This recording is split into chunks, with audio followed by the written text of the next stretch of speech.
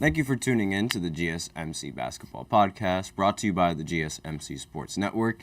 I am your host, Nelson, and sorry about that. I want to apologize for briefly starting the stream, then ending the stream just a little bit, because for the people on the YouTube side, people on the podcast and the audio side aren't going to know that I did that. But regardless, there was a little bit of a problem with my recording software, so I just wanted to make sure that there was nothing wrong with that during the stream.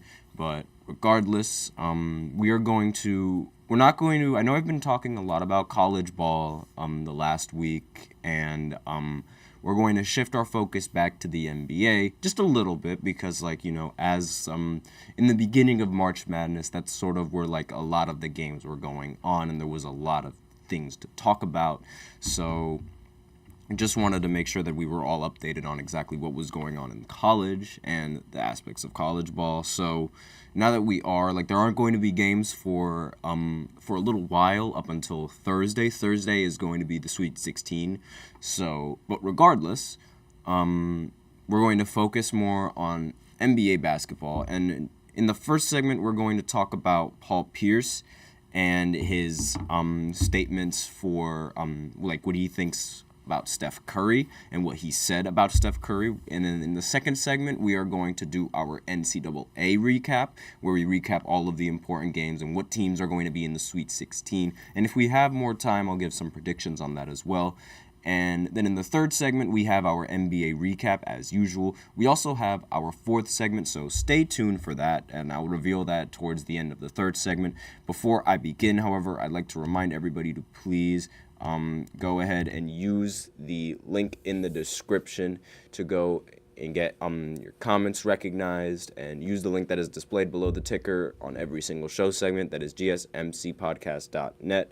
Really helps the show, makes the show more interactive between myself and you guys. Once again, the link is GSMCPodcast.net.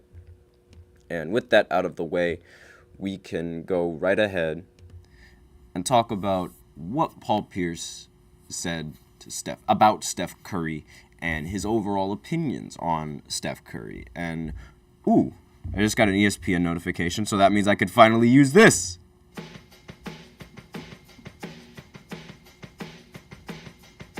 What do you guys think about that? How do you guys feel about that? You guys let me know what you think about that in the comments. But basically, Utah State's Danny Sprinkle accepted a contract from Washington and is now going to be the head coach for Washington. So just wanted to throw that out there. And he led the Aggies to their first NCAA tournament win since 2001, beating TCU on Friday, 88-72. This was sort of the same thing that that happened with St. Peter's coach when a few years ago when he took St. Peter's on that beautiful Cinderella run that I watched every single game for that. Everyone sort of knew that coach was going to end up leaving for a better job that would give him more money. That's what I mean by a better job, a job that would actually pay him a lot more. And so when he won with St. Peter's, he immediately got an offer from Seton Hall to be their coach. And that's where he's been in his career now.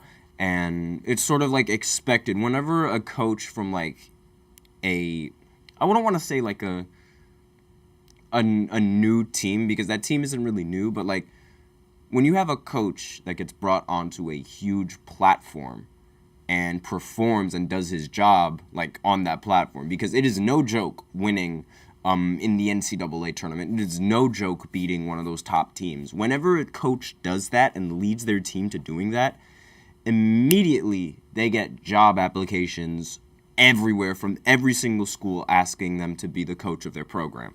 So props to him, props to St. Peter's coach as well, or Seton Hall's coach as well, I should say.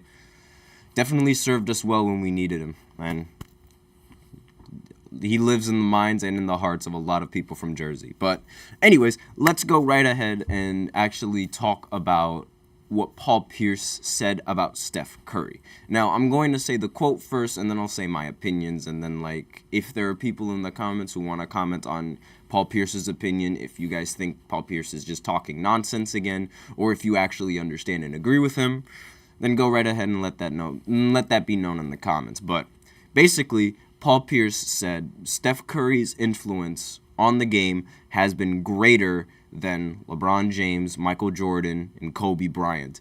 I watched the Celtics game last night.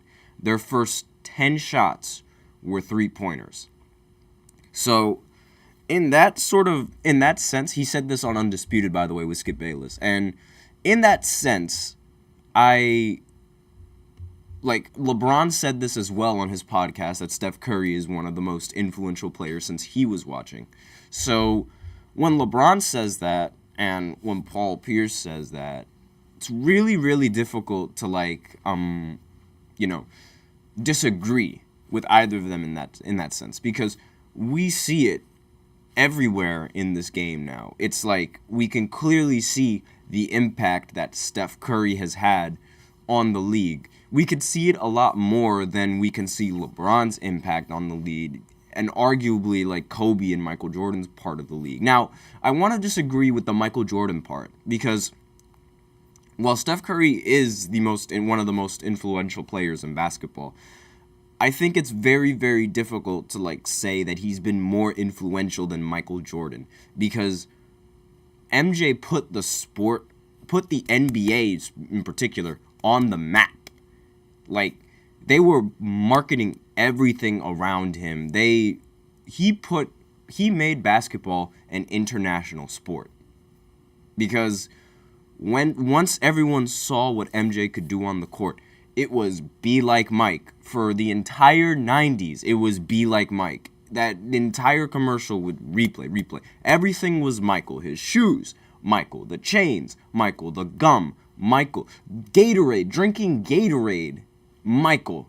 So, I don't really think that we could say that Steph Curry is more influential than Jordan, because children would literally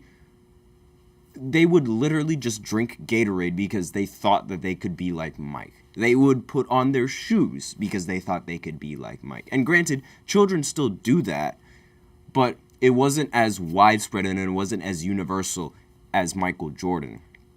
And now Kobe, I am a big Kobe fan, and even I'm not blind enough to see that Kobe is just a lesser, well, not a lesser. We'll use a different word. Kobe is a modern MJ. That's the right word. That's the right word to use. Kobe is a modern MJ. He is what would happen. He is what you'd get if you put Michael Jordan in the modern NBA. He is the closest representation to MJ, and he's played in not only the early 90s, but he's also played in the late 2000s, where the three-point shot was getting a lot more popular than shooting a lot of difficult mid-ranges and really contested mid-ranges like how Jordan would do that. So, excuse me. With that in mind, I don't really see Kobe as a very influential player, especially when there's Michael Jordan, because, again, he's just more or less Michael Jordan, just in the modern NBA. And there wasn't people saying, be like Kobe. There weren't, obviously, actually, you know what? I'm going to amend that statement, because whenever you are throwing a paper ball in the trash can, when I was a child, everyone shouted, Kobe, every single time. Every single time, they would just shout, Kobe, every time. So, I can't really say that it's really difficult, because when I know exactly what Paul Pierce is trying to say with this quote. He's trying to say that Steph Curry's play style has completely changed the NBA. And that is 100% true, because now a lot of teams are shooting way more threes than they would normally have done if Curry wasn't the type of player that he was. Because Curry started that whole shoot the threes, and it opened up everything. The analytics would obviously say shooting a bunch of corner threes is the best move, because it's more points in a very consistent type of shot. And the Spurs, honestly, if you guys aren't casual fans, the Spurs in the early 2000s and 2006 and 2007 and those years, their teams would shoot the most three-point shots. Like, the corner three was the Spurs' favorite shot at some point. And then the rest of the league started to catch up. And they all really caught up when the Golden State Warriors and Steph Curry started shooting a bunch of threes. Because, Klay Thompson and Steph Curry, why wouldn't you have them shooting a bunch of threes when they're making a bunch of threes? 3 points is more than 2. So in that sense, I understand exactly what Paul Pierce is saying. But is Curry the most influential, ever, in the world of basketball?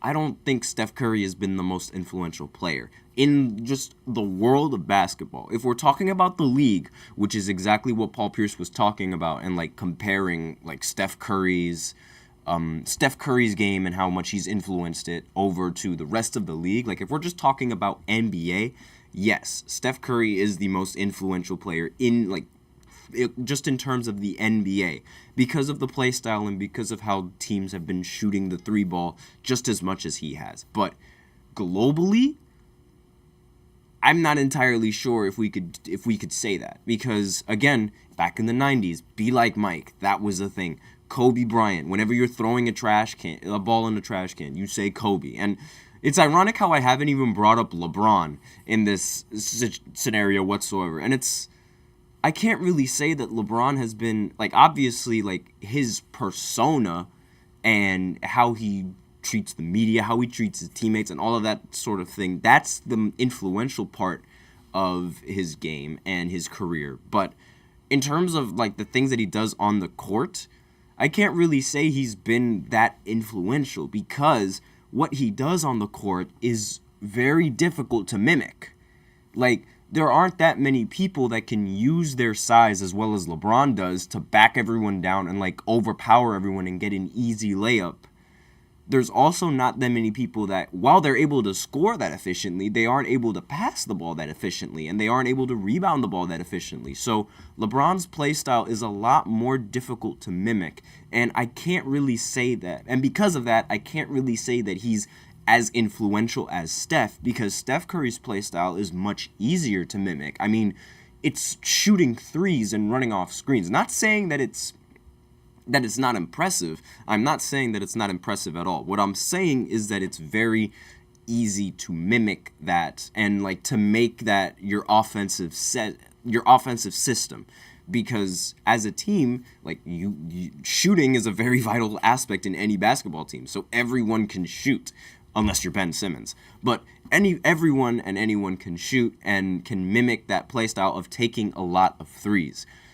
And it's a lot easier to mimic than just overpowering someone like how LeBron does. And not just LeBron style, even MJ style is very difficult to mimic as well. I mean, because of how athletic Michael Jordan and Kobe are, because like I said, Kobe is basically Michael Jordan if you just put him in the modern NBA. They're both very athletic players, and they both take really difficult shots. Really difficult shots. Kobe is probably the best difficult shots maker the league has ever seen. But they take a lot of difficult shots. And those difficult shots, again, they're not that easy to mimic, because contested shots, they're really difficult to hit.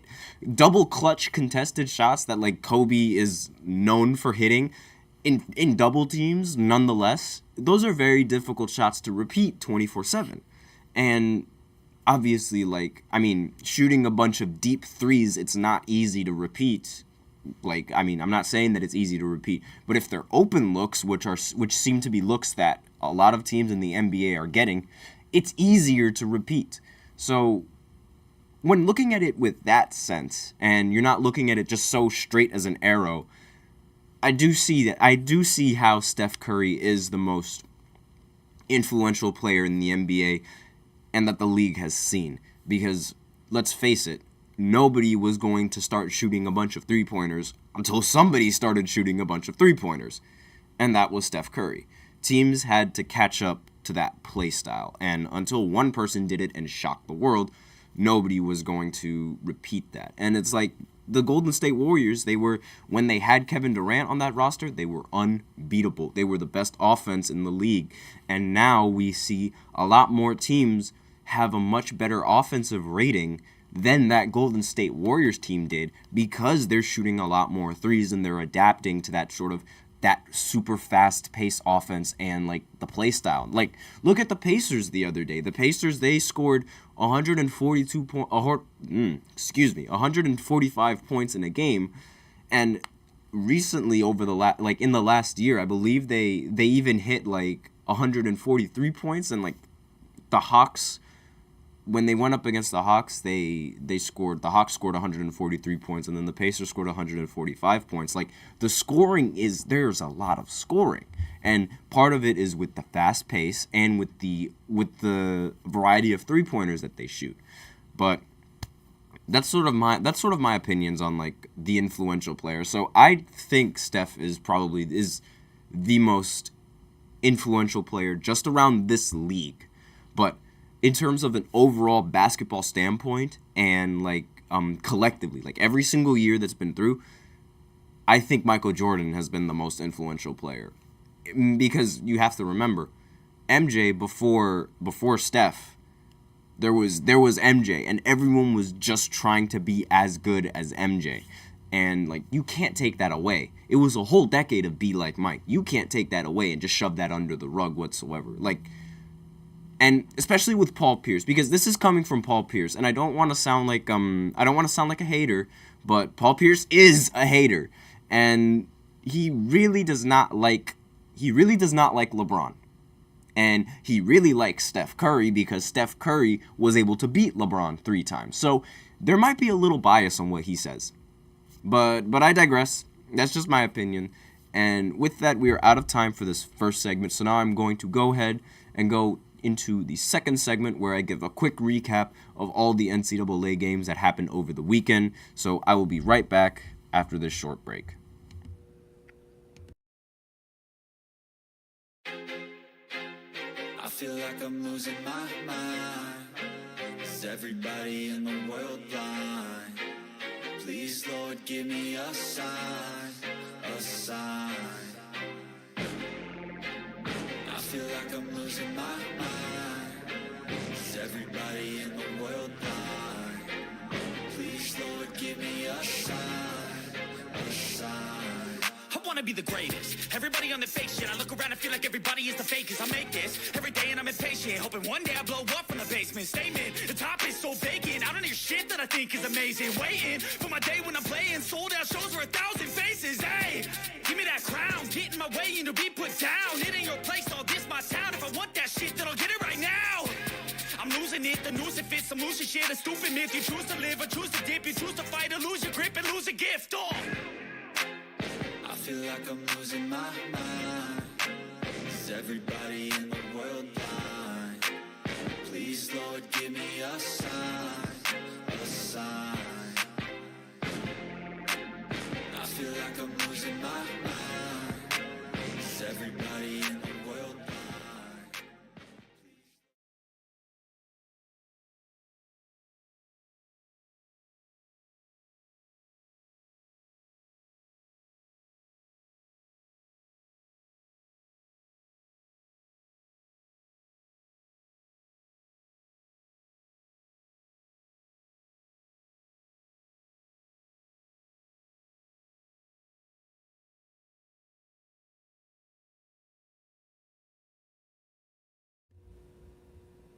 And we are back with the second segment of the GSMC Basketball Podcast, brought to you by the GSMC Sports Network. And before I begin with the second segment, I'd like to remind everybody, please, to use the link in the description to get your comments recognized, or the link that is displayed below the ticker on every single show segment. Again, it's the same link, and that is GSMCPodcast.net. Really helps the show, makes the show much more interactive between myself and you guys, puts your comments directly in front of my screen. And with that out of the way, we can go right ahead and go into our second segment, which is going to be a quick recap of all the NCAA games that went down over the weekend, and as well as, if we do have time, talk about the matchups that are going to go on this Thursday and Friday, the Sweet 16, since that is the next round. We've already finished the first round, and now I'm just going to cover the second round and the results of that. So The first game on the list is North Carolina beating Michigan State 85-69. So obviously, like, not really much that needs to be said. In my original bracket, I had Michigan State making it only to the second round and losing to North Carolina. So I'm very accurate on that. There's nothing that really needs to be said. I mean, most of the brackets now, there's not a single perfect bracket in the NCAA and in like that bracket challenge. So of all the things that I got right, this is one of them. So yay! I mean, I'll take my win where I can. Next game on this list is Texas losing to Tennessee 62-58. So again, like on my bracket, I had St. Peter's beating Tennessee, and I was hoping to God that they would, but in my logic was telling me no, that wasn't going to happen, but my heart was telling me yes, it was going to happen. So if I listened to my head, I would have gotten it right, but regardless, I didn't really see Tennessee making it this far. I'm not even going to lie. With how they were playing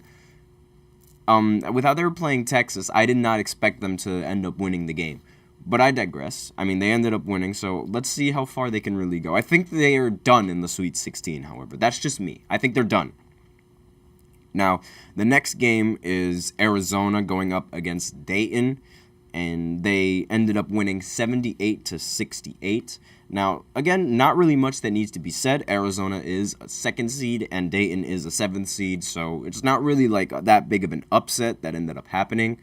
Same with Washington State going up against Iowa State. Iowa ended up winning 67-56. Again, not a close contest whatsoever, and it was definitely something that was expected. Now, what I didn't really expect was Oregon going up against Creighton, and I thought Oregon, like, I just had faith in Oregon. I don't know what it is, and, Corrido MVP is in the chat. What's up? And he says, I need advice. Well, 2 advices. I mean, it depends on what questions you ask. But yeah, I could probably give you some advice.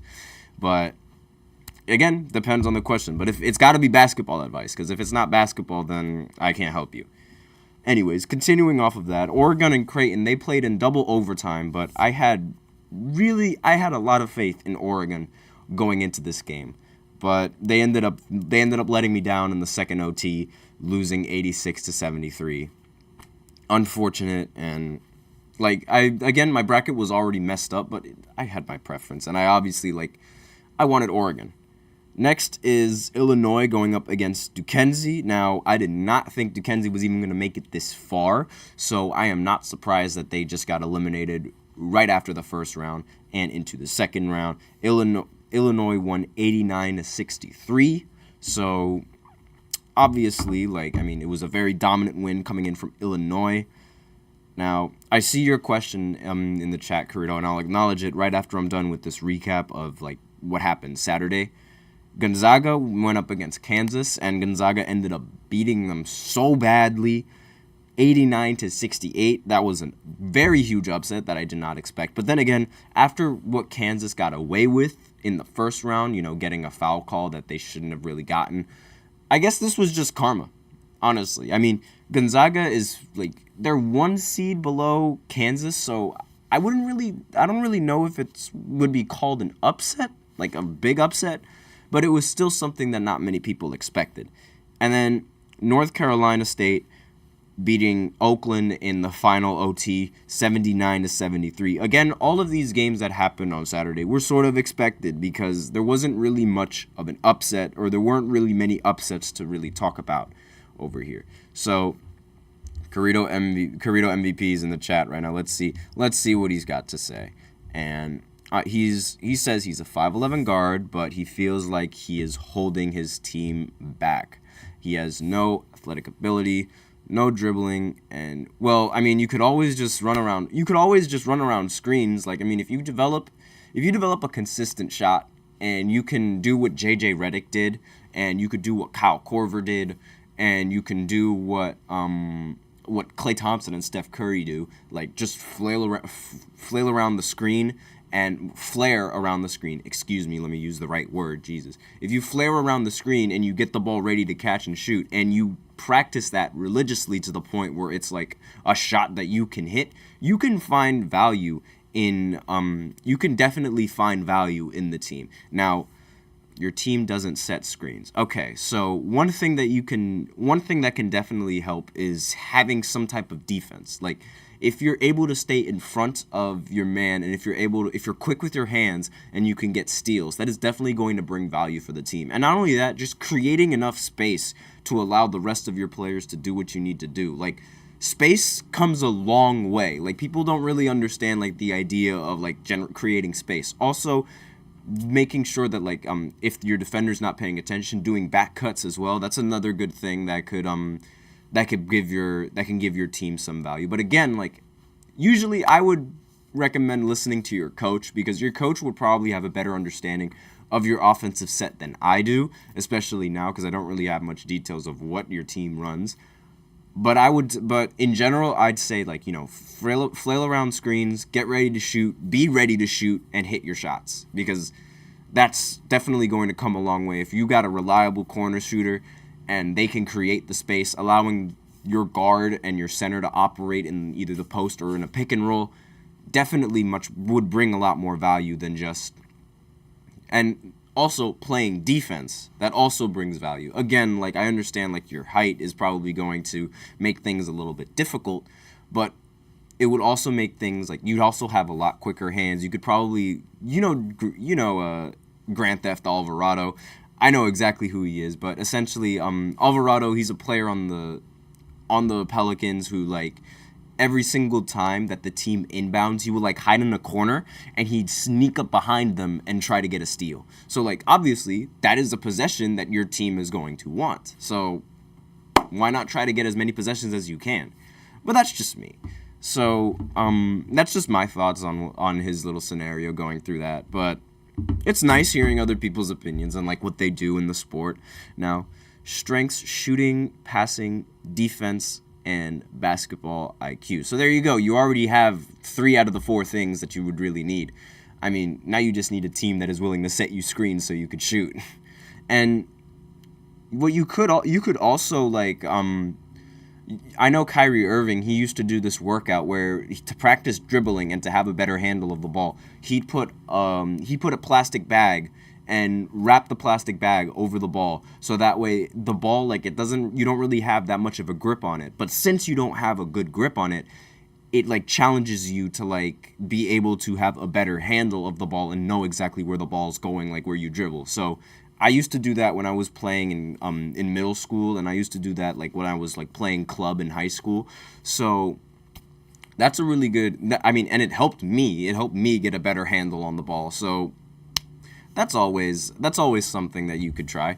He's mastered the no-look passes. Carrito has mastered the no-look passes. All right, so you just Magic Johnson out there, apparently. But I digress. So I'm going to go ahead and continue with this recap of what happened over the weekend. But hold on, let me just go ahead and bring up the bracket real quick. Yes, so Houston ended up beating Texas A&M in an overtime game. 195 was the final score. That's what I meant to say, excuse me. And Texas A&M, they were really, really close to beating Houston, but Houston ultimately prevailed. And I did not expect this. I honestly expected Houston to lose once the game went into overtime, just because of what happened in their previous conference tournament.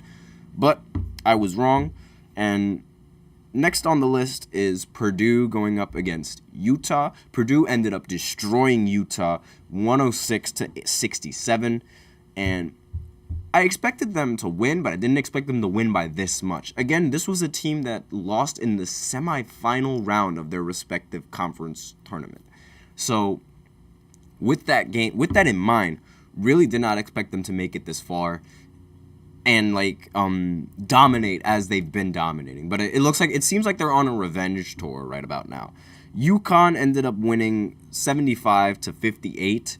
Not something that I was really surprised about. Again, I think UConn is going to win the entire thing. They are the most complete team in the NCAA tournament right now, and there is nothing that can tell me otherwise, because that's just my opinion. So Next on this list is Colorado going up against Marquette. Now, a lot of people had Marquette being upset in the very first round, and it turns out they were all just completely wrong with that. I thought they were going to lose that first game. I'm not even going to lie. The first game that they played, I thought they were going to lose, but then they ended up turning it all around in that second half. So, very good stuff coming in from them. And Colorado, they had a great run. They ended up scoring 102 points in their very first NCAA game, in the first round. So, again, props to them and props to the team that made it this far. Clemson, now this is the first upset on this list. Clemson ended up beating Baylor. Now, if you guys remember from my previous podcast, I didn't even think Clemson was going to make it out of the first round. And here they are beating Baylor 72-64. Definitely some really good stuff coming in from them. And Alabama, they beat Grand Canyon. I saw this coming, 72-61. Duke ended up beating James Madison 93-55. Madison 93-55, and San Diego State ended up beating Yale 85-57. So again, not much to Carrito MVP. Mike Carrito in the chat says his cousin plays NCAA basketball at Purdue University, and his name is Isaac Haas. Oh, so props to him. Let's see if he has a chance in beating UConn. I don't really know if they're going to beat UConn, but we'll see. I hope he has a great career, and I wish him the best of luck. Same with you and your career. I have no idea if you're going to pursue this in college or anything of that nature. But you guys, Purdue goes up against Gonzaga, so we'll see how the matchup goes there. And it should be if Purdue ends up hitting their shots and their role players hits their shots, they should be cool. Carrito says he used to play at Purdue, but now he plays in China professionally. Okay. Again, not bad at all. Props to him, respect his game, and I will definitely look him up after the stream just so I can get an idea exactly who you're associated with, things of that nature. My cousin actually, he attends Purdue. He goes to Purdue right now. He's not a student athlete or anything, but he goes to Purdue. So I wouldn't be surprised if I see him at any of those games. But with that, we are out of time for this second segment. So I couldn't get into the Sweet 16. I might make that a completely different segment going into the future for a different day, but we are out of time for the second segment. So now I will quickly go right ahead and talk about NBA basketball and give a quick recap of the games that happened over the weekend. So I will be right back after this short break. Looking for your daily fix of sports talk without having to pay for it? GSMC Sports Network is available on YouTube. Just search GSMC Sports Network. Get your fix of daily sports talk shows on YouTube, absolutely free. NFL, college football, NBA, MLB, MMA, UFC, fantasy football, and so much more.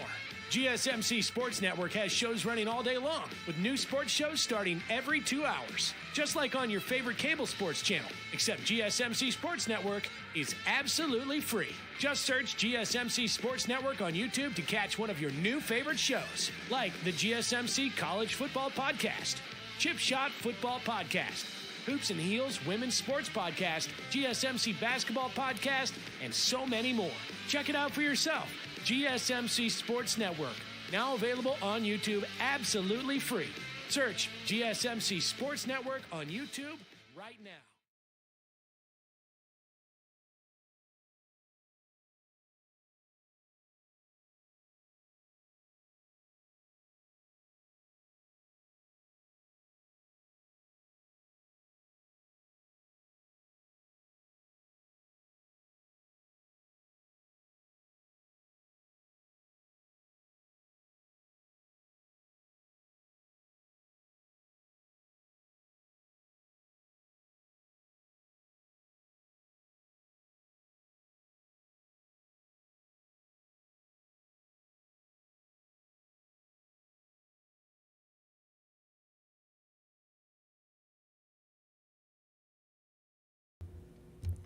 And we are back with the third segment of the GSMC Basketball Podcast, brought to you by the GSMC Sports Network.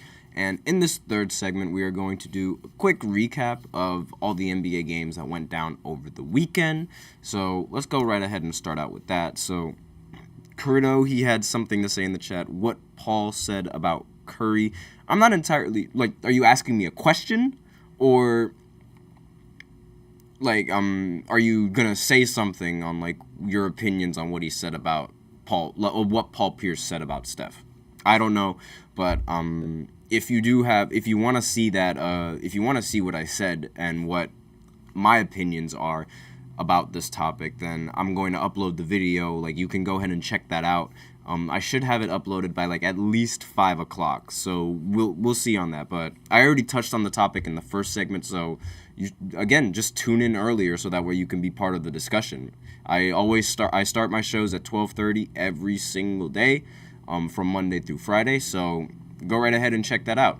But with that in mind, let's go right ahead and talk about the NBA games that went down over the weekend, because there was a lot of them, and there was a lot of big ones. So we're going to rip the Band-Aid off, and we're going to talk about the greatest basketball player of all time, LeBron, and how LeBron James ended up winning 150 to 145.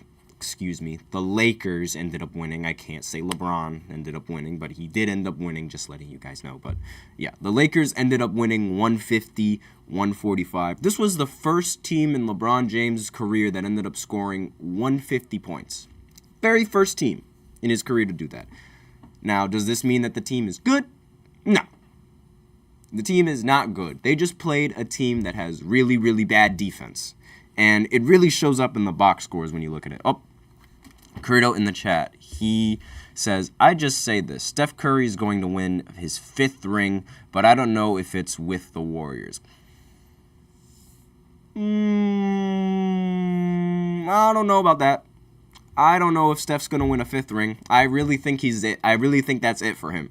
I think that's all the rings that he's going to get. If he stays with Golden State. Now, if he ring chases and he decides to team up with LeBron, that's a different story. But I think that those are going to be that's it. I don't think he's going to win another ring. But I digress. So, back onto the Lakers. Anthony Davis ended the game with 36 and 16. Very good game. Thank the Lord he had a great game. He needed to look like prime Shaq out there, and he definitely looked like prime Shaq. LeBron James, 26 points and 10 assists. Obviously, GOAT-level performances that you expect from a GOAT. Austin Reeves ended the game with 25 points. Spencer Dinwiddie, finally, he started to show up on the stat sheet, ended up getting 26 points. I was starting to get worried there. I was thinking that he wouldn't end up having a great game like this, but thank the Lord he was ready. And Roy Hachimura only ended with 9 points. So, yay! No D'Angelo Russell in this game, but that's fine. That's okay. They ended up winning. They ended up winning by 5. There was no defense being played all day. So the fact that the Lakers were able to come out on top definitely says something about this team. And the fact that the Pacers ended up losing to this team, it's a very big problem. Because, again, the Lakers, they're not a good team. And, overall as a team, they are not a good team unless LeBron and Anthony Davis just carry the team. They're not good. I am sorry, they are not a good team. But who knows? Maybe they could go really far. And Tyrese Halliburton, he ended up putting up a stinker yet again. 12 points, 10 assists. He shot, let me just see his field goal. He shot 5 of 13 from the field. So, is he better than Trae Young? I don't think he is. I really don't. Pascal Siakam ended the game with 36 points and 12 rebounds, so another dominant performance coming in. But thank the Lord that Anthony Davis was able to match that, because if he didn't, that was going to look really bad on him. And in terms of scoring, that was really it. Nobody else ended up getting 20 points on the Pacers, and that's sort of what hurt them in the long run. Now, going ahead and looking at the chat, Curito, he has more to say. If Steph is going to team up with someone, it would be Giannis. Him and Giannis as same agents is just makes sense business way. I mean, yes, but they have Dame. So it's like Dame is just like an RC Cole version of Steph Curry. If I don't want to be disrespectful to Damian Lillard, but it's like in terms of play style, Dame is literally like just a little bit of a weaker Steph Curry because they both take a lot of difficult three-point shots. They both take really deep three-point shots. And that team's not going to go anywhere if they have Doc Rivers as the coach. Let me just put that out there. They're not going to go anywhere with Doc Rivers as the coach. And on top of that, I don't think Steph Curry would have any incentive to want to go to the Bucks whatsoever because they already have a duo with Dame and Giannis. So it's like you're going to have to find a different star to coexist with because while I do agree that playstyle would work, again, there's a lot of stuff that sounds great on paper, but when you're putting it into practice, it doesn't really give you the best results. Again, could just be talking, but with Steph Curry and with how Dame plays, they're basically the same play style. And Steph Curry, he does have some games where he only scores 8 points. And that's really not going to help in the long run, especially if you're running off screens all the time. Carrito has more to say. Now, basketball-wise, Miami Heat makes more sense. Why is it always the Heat? The Heat were the team that was getting hyped up to get Dame. Now, no, I think you're just... I don't think the Heat would work whatsoever with Steph Curry. What? He's going to be LeBron? No. I don't see that happening at all. I think that he's probably going to stay with the Warriors. And the Warriors, their GM, the GM makes a very good job in recruiting and bringing other players. So it's not like they can't get other players to go over to Golden State. I don't see a need for Steph Curry to leave whatsoever. But that's just me. So with that out of the way, speaking of Steph Curry, why don't we actually talk about the Warriors game, about how they lost to the Timberwolves 114-110. And obviously, the Timberwolves, they're incredibly shorthanded, so this was definitely an advantage coming in from Golden State because Golden State is not shorthanded. But even though they were shorthanded, they still ended up winning 114-110. Anthony Edwards ended up scoring 23 points. Rudy Gobert ended up getting 17 points and 12 rebounds. And Naz Reid ended the game with 20 points as well. So not very much. Again, the highlight for the Timberwolves is going to be their defense. And the defense is going to be what wins them games. How often they can hold their team to scoring a few points. Steph Curry, they weren't really good at stopping Steph Curry, but then again, not many people are good at stopping Steph. He ended the game with 31 points, 9 for 21 from the field. And let me just look at the rest. Jonathan Kuminga, only 14 points. So Rudy Gobert was definitely putting a stop to a lot of that nonsense. Klay Thompson ended the game 6 of 15 from the field, 3 for 11 from 3. Again, this is the type of performance that isn't going to help the team whatsoever. And Andrew Wiggins played well, 4 of 8 from the field and with 15 points. But again, the rest of the team is really, really bad for Golden State. And they really should worry about Houston. I know Draymond Green, previously in the post-game interview, he said, I'm not worried about Houston or something of that nature. But they really should, because right now Houston, they've won 8 straight games, and I believe they've won 10 out of the last 11 games, and they're looking they're looking like the team that is going to surpass the Golden State Warriors and actually make a play-in spot. Jalen Green has been playing out of his mind. I honestly, I need to make Jesus, can I not stutter? I need to make a whole new segment about him where I just apologize because I apparently didn't recognize his game. He knows how to hoop. He can play ball. That is definitely something that because before I said, I thought he was just an inefficient shot chucker. But now he's hitting the shots that he's chucking up there. So it's I can't really call him an inefficient shot chucker anymore. Now, let me go right ahead. Carrito, he has more to say. To be honest, if Steph Curry does leave the Warriors, it's like when Dale Earnhardt Jr. left. Again, he's just yapping. Yeah, I think he's just yapping. But regardless, if Steph Curry, he's not going to leave. So it's there's no need. He's not going to leave whatsoever. When Dale... I like that comparison that he did. I'm not going to read the entirety of it because I don't think Steph is going to leave. I really don't think he will. And there's no need for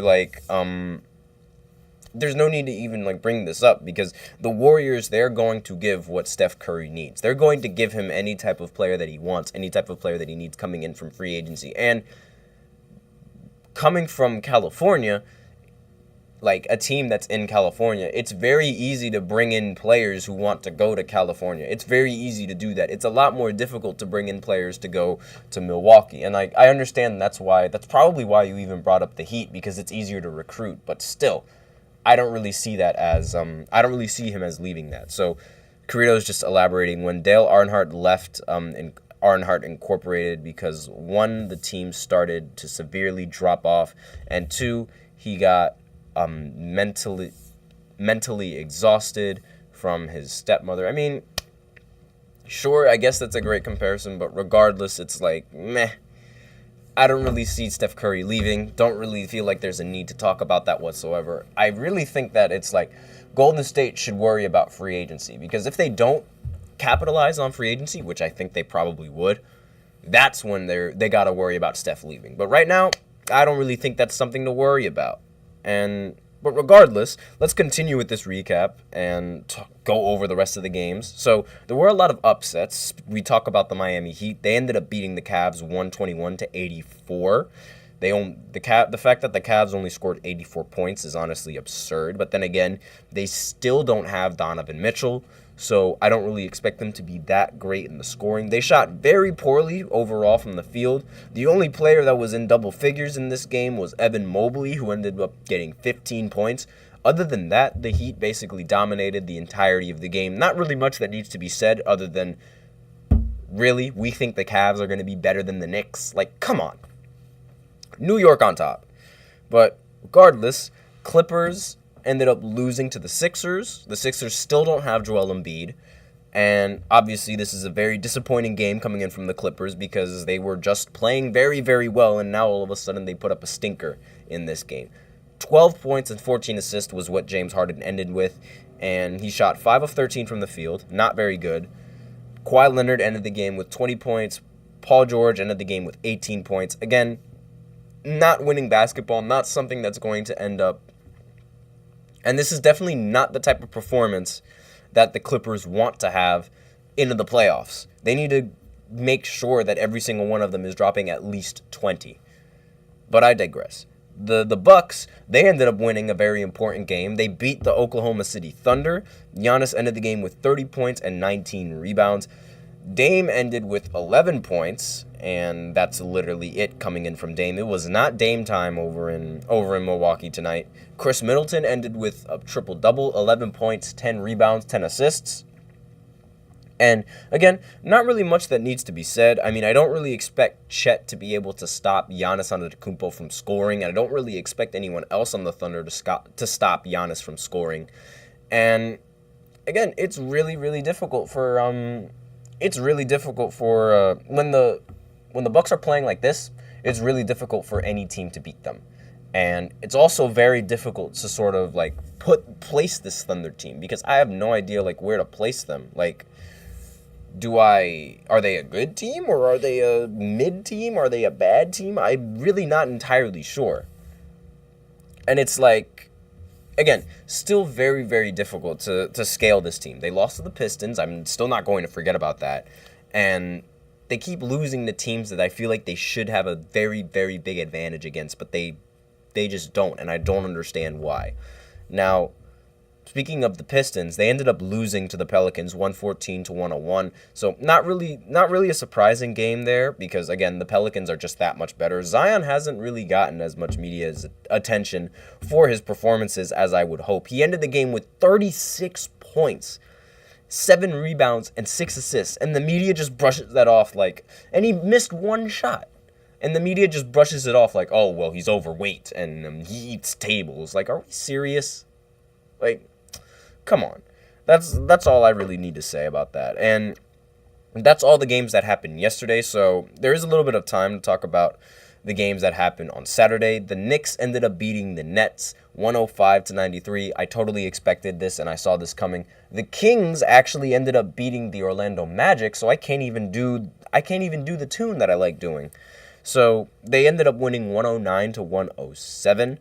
And let me just pull up the box scores in this game. I didn't bring up the box scores to the Nets game because the Nets, they're just disappointing me every single game, and I don't even want to look at them. Now, the Orlando Magic, the Orlando Magic and their success, like, while they don't get enough media coverage, it comes from Paolo Banchero. And if he doesn't perform well, then the rest of the team isn't going to perform well. But that's usually obvious. And there's nothing that really needs to be touched on with that. Sabonis ended the game with another double-double, 21 points, 14 rebounds. Keegan Murray ended the game with 22 points. And De'Aaron Fox ended the game with 31 points. So a lot better coming in from the rest of these players. And definitely a performance that they needed in order to succeed. And Carrito says, I've been praying for Ben Simmons. I can't imagine how much back pain he under. Do not bring up Ben Simmons. Do not. He does not have any of those problems. He is just making stuff up so that way he does not play games. That's the type of player he is. That's the type of player he will be. He probably doesn't even have back problems. I am sorry to say it, he probably doesn't even have those back problems because it's one day he can play and then another day he just randomly can't. Like, it's weird. It's odd. And I actually don't even think he has those. And I am one of the biggest, I dislike Ben Simmons severely. Like, I really cannot stand him. He does absolutely nothing for the Brooklyn Nets. He just sits on the bench and he takes a bunch of cap space. Please get him off my team. That is my only wish coming in from the Brooklyn Nets. And with that, we're out of time with this next segment. So now I'm going to pivot and go into the fourth segment where we talk about some nightmare matchups for a lot of these projected teams going into the playoffs. So I will be right back after this short break. But yeah, no, never talk about Ben Simmons unless I'm talking about him because he does not deserve to be in this league. I am sorry. He does, with all due respect, does not deserve to be in the league. That's my opinion on him, however. But I will be right back after this short break.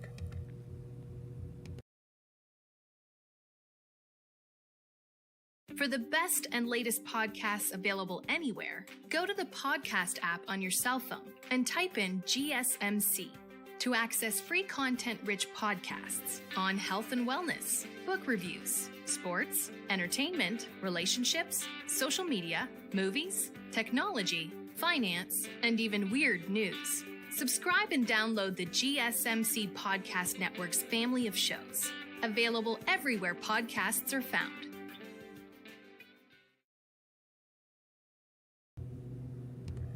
And we are back with the fourth segment of the GSMC Basketball Podcast, brought to you by the GSMC Sports Network. And in this fourth segment, we are going to talk about some of the nightmare matchups for a lot of these teams that are expected to make the playoffs.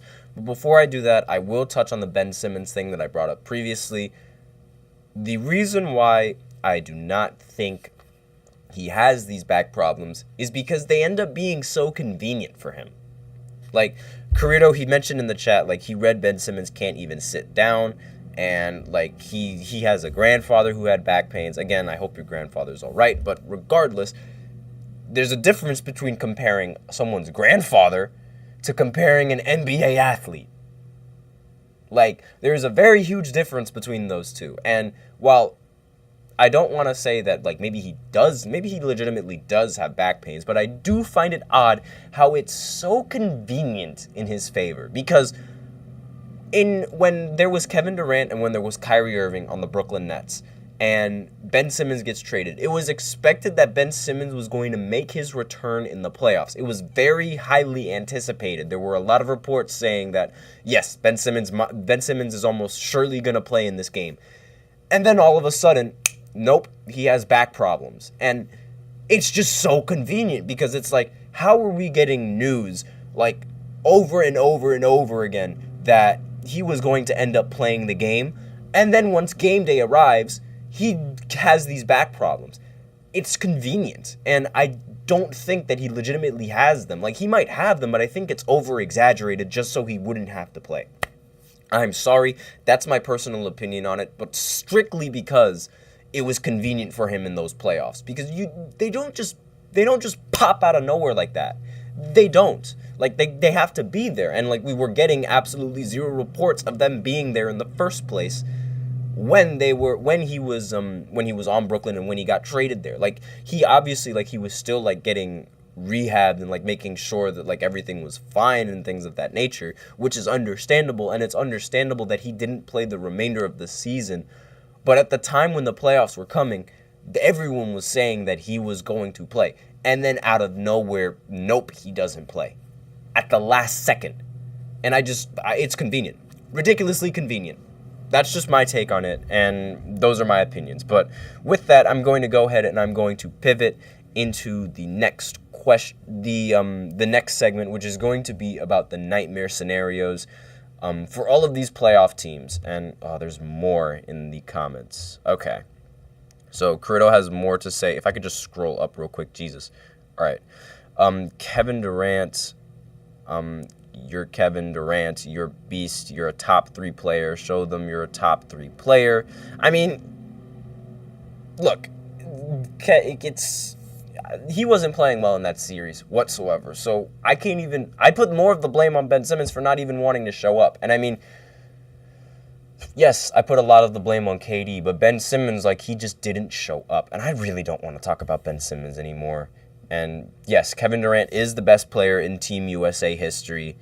And no, he's not that. I don't think he's that dude. I'm sorry. Kevin Durant is not that guy. You can't be that guy if you're playing with those guys. Those guys being Steph, Clay, Draymond, Iguodala. You cannot be that guy if you're only that guy with those guys. That's my take on it. But let me actually get into this segment because, Jesus, this is the most active the chat's ever been. And oh my goodness. But let's move on with talking about the nightmare matchups that each team is supposed to expect, or that I expect them to be. So we'll start with the Boston Celtics, since they are the 1 seed.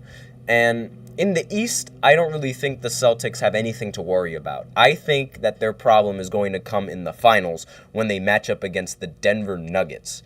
I think the Denver Nuggets, they have the best chances of winning the championship, and I think they have the best chances of beating the Boston Celtics, if there's any team that is able to beat them. They swept the season series against them, so Boston is 0-2 when going up against Denver. And obviously, it's something that's very concerning coming in from Denver, or not coming in from Boston, because the center situation, it's very, very difficult to guard Jokic. And it's very difficult to guard Jamal. And it's very difficult to guard Michael Porter Jr. when they're hot. And they usually tend to be hot in the playoffs. So that's their nightmare matchup. Next is the Milwaukee Bucks. Their nightmare matchup is the Indiana Pacers. Now, they're 1-4 going against the Pacers in the regular season, and for some reason, the Bucks, they're usually used to running a half-court offense because Giannis is much more dominant in the half court. Well, is expected to play in the half court than play in the full court. Because if you take Giannis full court, it's like you have no shot in stopping him. It's a freight train going straight to the basket, no chance of stopping him. But if you can get him in a half court set, it's a little bit easier to stop. And not only that, when you do get the stops, you can move rather quickly on the fast break. And that's sort of been what the Pacers have been capitalizing on. Now, they haven't really been needing to play that good defense, mainly because Damian Lillard isn't really showing up as much as you'd expect him to when Giannis is in the rotation. And they've only had to worry about Giannis. So, and again, 1-4 record against them. So that's their nightmare matchup going into the playoffs. If they do have to end up facing them, who knows? The Pacers might get eliminated before then. Next team on the list is the New York Knicks. Now, their nightmare matchup. Now, even though I've said that the nightmare matchup for them should be like they have no team like they really need to worry about. You always got to worry about Boston. And this year, the Knicks have been 0-4 going up against Boston, and it's going to be a real challenge to beat that team. It's going to be a real challenge for any team to beat that team, and especially like for the Knicks, because there is a lot of history with the Knicks ending up losing to the Boston Celtics. They always have the number. Boston, for some reason, they always have a number against New York teams. I don't understand. Now, I'm just going to acknowledge the chat just for a little bit. I'll get to the Miami Heat. Just give me a minute, Carrito. But he says, Boston going up against Miami Heat. He takes the Heat in 7. Yeah, but I really that was really fluky, that series. Usually the Celtics don't. I understand the Celtics in the previous years, they've lost to the Miami Heat. Yeah, but I really don't have them as a nightmare matchup, because going in the regular season, they've been really well. They've played really well against that Miami Heat in the regular season, and their team only got better. They took that team to 7 games, and since that team went to 7 games, the Miami Heat haven't gotten better, but the Celtics, they've gotten drastically better in getting Drew Holiday. Derek White has finally developed into the star that he is, and Kristaps Porzingis getting a much bigger center that's actually able to match up against Bam Adebayo relatively efficiently. So with that in mind, I don't really have the Miami Heat as a team that can beat the Boston Celtics this year. That's just me. That's just my take on it. Next on this list is the Orlando Magic. And, did my computer just freeze? Yeah, my computer froze for a little second. My bad for that. I have no idea what the heck just happened. My computer just froze. That's always fantastic. More comments. Carrito says, Dame and Giannis just don't fit playstyle. Giannis needs an old school point guard to work. I don't know what you mean by that, because theoretically, yes, that playstyle is definitely going to work. It's Dame running a pick and roll and the attention coming off of Dame and going towards Giannis. That is literally the easiest thing. Compared to what Dame had to play on Portland, that is literally the easiest thing you could think of.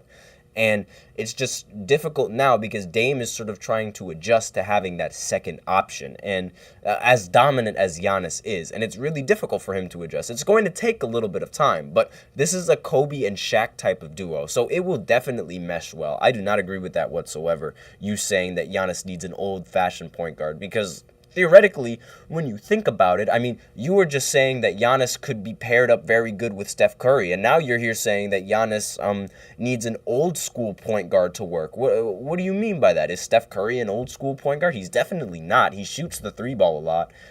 But I digress. That's just my opinion on it, and I definitely think, Dame he just needs to figure that out. That's what he needs. That's sort of what he needs right now, just to figure out and to just be efficient, because that's the main problem with him, is that he's not efficient from the field. But I digress. Moving on to the next game, the next team on this list, the Orlando Magic. Now, their nightmare matchup, I think, is actually the Miami Heat. They're 1-3 when going up against Miami, and not only that, the reason why I think Miami is going to be their nightmare matchup is because both of those teams play in Florida. So the Heat fans, they aren't going to really need to migrate that far to go and support the Heat. So there's a possibility that the Orlando Magic's home games are actually Heat home games. And home field advantage plays a very, very big role in playoffs games. So if they're losing that home field advantage, it could be a serious problem going into the first round and going into any round, really. But I digress on that. So next team is the Cleveland Cavaliers. Now, the team that has the best chances of beating them and causing a lot of nightmares is honestly the New York Knicks, because the Knicks, they beat them last year and they've only gotten better. So, and also this season, they're 1-2 when going up against New York. So props to New York for that. Now, Carrito, he has more to say. Drew Holiday and Eric Bledsoe type of guard. Again, I gotta argue with that because you said Steph Curry was going to fit just fine, and last I checked, Steph Curry is a modern guard, and Drew Holiday takes a lot of three-pointers, and honestly, Drew Holiday was not that good in a lot of playoff series. I mean, they obviously won together, but there were a lot of games where Drew Holiday was really the main reason why the games were close. So, and again, they tried it with Eric Bledsoe, didn't really work. So again, I don't really think that there's a problem with pairing Dame up with Giannis, and they just need to figure it out. Dame needs to figure it out. He needs to be more efficient. That's literally all it is, and that's the only problem. Next on this list, the Pacers and their nightmare matchup. So I think the Boston Celtics are going to be their nightmare matchup. They have a 2-3 record going up against Boston, and Boston is also the only team that I feel could really counter the pacing that the Pacers play with, because the Boston Celtics, they also play with that kind of pacing, and they also take a lot of three-pointers. So if either teams are on and if either teams are hitting, it's going to be a very competitive matchup. And I'm just going to skim through the rest of this list just because we are running a little bit out of time. So the Sixers, they're the next team on this list. Their nightmare matchup is going to be the Bucks. Even with or without Joel Embiid, that's going to be their nightmare matchup. They're 0-3 against the Bucks going into this in this season. And not only that, the Bucks, they sort of figured it out. They've did, like, not entirely with Dame, but they figured out a winning formula. That's what I meant to say. And again, like, if we could, there's a possibility that the Sixers, they don't even make it past the play-in tournament, assuming Joel Embiid doesn't return. We have no idea what Joel Embiid is going to do, how he's going to play coming back from a meniscus injury. It seems like he's trying to get back in around April, early April. So we will see. We'll see how it works. But next on this list is the Miami Heat. Now, I actually think the Heat's nightmare matchup is going to be the New York Knicks. Now, the Knicks, they beat them twice when matching up against each other. So with a minus of 9 points. So that means that every single game that the Knicks have played against the Heat, they've won by double digits, like most of the time. So obviously, this is something that's very, very appalling if you are the Miami Heat, and something that needs to be taken into account.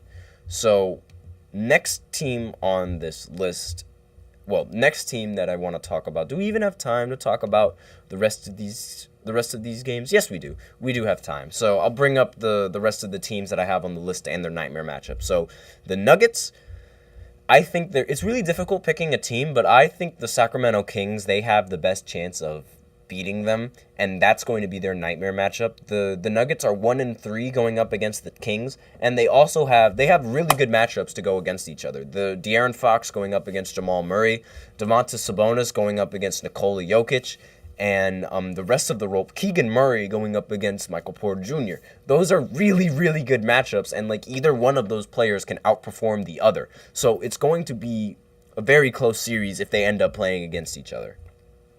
Second is the Oklahoma City Thunder going up against the Dallas Mavericks. Now, again, this was another difficult team to decide on who is going to be their most difficult, their nightmare matchup, but their record against the Dallas Mavericks in the regular season is 2-1. Now, don't let that record sort of underestimate how good this Mavericks team really is. No one wants to play Luka Doncic and Kyrie Irving in the first round or in any series of a playoff series. No one wants to play them because Luka is going to be a nightmare. Kyrie is already a nightmare to guard. So with all of that in mind, and the fact that there aren't really that much perimeter defenders on the Thunder, they do have Dort, but I don't think Dort is going to be able to stop Kyrie or Luka. Nothing can stop them in the playoffs. So I think that's going to be their nightmare matchup. Next team is the Minnesota Timberwolves. Their nightmare matchup is going to be the Phoenix Suns. If the Phoenix Suns stay healthy, right now in the regular season, the Suns are 1-0 against the Timberwolves. And again, the net rating against them is -21. So they blew them out the last time that they played. And again, very, very difficult team to guard, the Suns, because Kevin Durant, Devin Booker, Bradley Beal, and the Timberwolves, they don't really have anyone that's quick enough to really stay in front of Kevin Durant, and they don't have any other. Anthony Edwards is a great guard, so he'll be able to stop Bradley Beal and Devin Booker, but what if any of the other players decide to go off? That's something that also needs to be taken into account. And the fact that team is much more reliant on the mid-range and the three-point shot than they are on taking shots in the paint, completely eliminating Rudy Gobert from the equation. So that's something that also needs to be brought up. The Pelicans, their nightmare matchup is the Denver Nuggets. Not much that needs to be said. They are the Denver Nuggets. They are 1-2 going up against Denver, and their matchups are not looking in favor. The Clippers, Their nightmare matchup is going to be against the Timberwolves. They are 1-3 going up against the Timberwolves, and again, just a nightmare matchup that they should worry about. They do take a lot of inside shots in the paint because of the spacing that they have. They try to get either Kawhi Leonard, Paul George, or James Harden to drive and take the shots. Not only that, when Russell Westbrook comes back and into the playoffs, chances are Rudy Gobert is going to be guarding Russ, and that will alleviate a lot of pressure from the three-point line because as we know, Russ cannot shoot. He cannot shoot that efficiently. So having Rudy Gobert play Russ, allows Rudy Gobert to play help defense to whoever's inside the paint, and that's something that should be taken into account. The Dallas Mavericks, their nightmare matchup, again, the Denver Nuggets. The Denver Nuggets are going to be a nightmare matchup for a lot of these teams going into the playoffs. The Phoenix Suns, their nightmare matchup is the Clippers. And the reason why I say it's the Clippers is because they have really good perimeter defenders and they have a great understanding of the offense that they're in. Kawhi Leonard is a good enough perimeter defender to guard Kevin Durant, and not only guard him, but also put up the same amount of points as him to cancel out his scoring. Same with Paul George. Paul George can not easily, but he can guard Devin Booker to an extent and still produce just enough while still having enough offense to be able to lift the team up. James Harden has enough offense to lift the team up. The Clippers are 2-0 going up against the Suns, so that they have that going for them as well. And then the last team on this list is the Sacramento Kings, and their nightmare matchup is going to be the Pelicans. Now, the Pelicans, they are 4-0 when going up against the Kings. So that's really like the big reason why I chose the Pelicans to be the nightmare matchup for the Kings. Now, obviously, there's a possibility that the Kings don't even make the playoffs because there's still the thought of LeBron and Steph Curry stealing that spot, and now Houston stealing that spot. So we'll see how LeBron plays and how the rest of the team plays and how it's going to impact the Kings and their seeding and their placements. But with that, we are out of time for this fourth segment, and that is the end of the show. Thank you so much for tuning into the GSMC Basketball Podcast, brought to you by the GSMC Sports Network. Your support means a lot to us, so please remember to subscribe to the show, leave a positive review. It really does make a difference. We also invite you to follow us on Twitter, TikTok, Instagram for more content and updates, and hopefully you guys can follow us on TikTok before TikTok gets shut down. But with that out of the way, I'd like to remind everybody to please use the link that is in the description or use the link that is displayed below the ticker on every show segment to get your comments recognized. The link is gsmcpodcast.net. It will put your comments directly in front of my screen. Really helps the show, makes the show much more interactive between myself and you guys. And again, that is the end of the show. I am your host, Nelson Jimenez, and as always, take care.